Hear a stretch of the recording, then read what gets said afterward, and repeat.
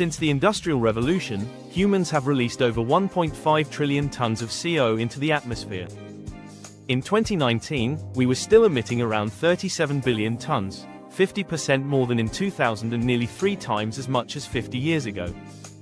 And it's not just CO, we're also emitting growing amounts of methane and nitrous oxide.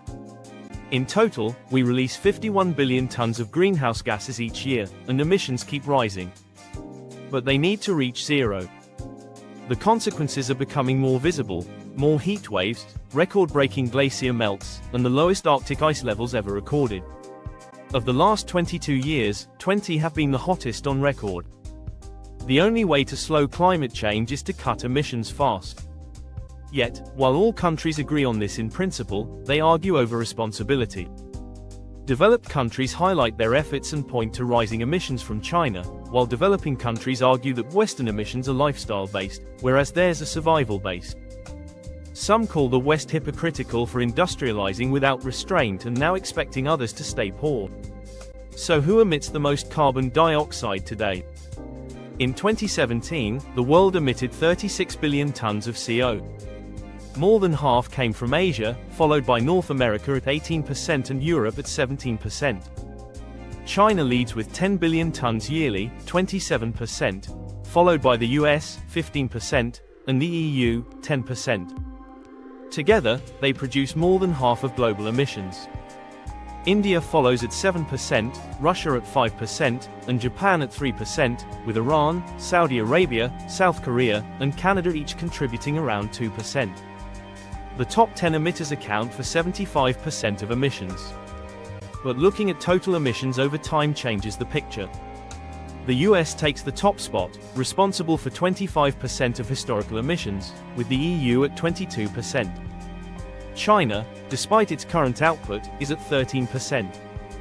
India, Africa, and South America together account for only 3%. Countries like the UK and Germany have much larger historical footprints than the current emissions suggest. However, population size also matters. Emissions per person show a different perspective.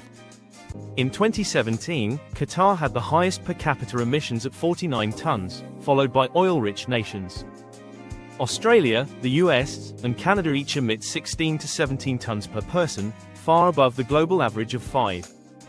China, despite its total emissions, is only at 7 tons per person.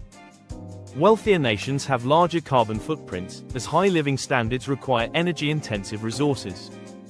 The richest half of the world is responsible for 86% of emissions, while the poorest half accounts for just 14%. In just 2.3 days, the average American emits as much carbon dioxide as the average Nigerian does in a year. Yet, the countries least responsible for emissions face the worst consequences: food shortages, resource conflicts, natural disasters, and climate-driven migration. So, who should take responsibility? Rich nations have the resources, technology, and expertise to lead the transition to clean energy. They industrialized using fossil fuels and still emit heavily per capita. But China, as the largest emitter today, also has a duty to grow sustainably. Blaming past mistakes is no excuse for repeating them. Climate change is a global challenge, and no single country can fix it alone. Everyone must do their part, and right now, we're all falling short. But we can start making a difference today.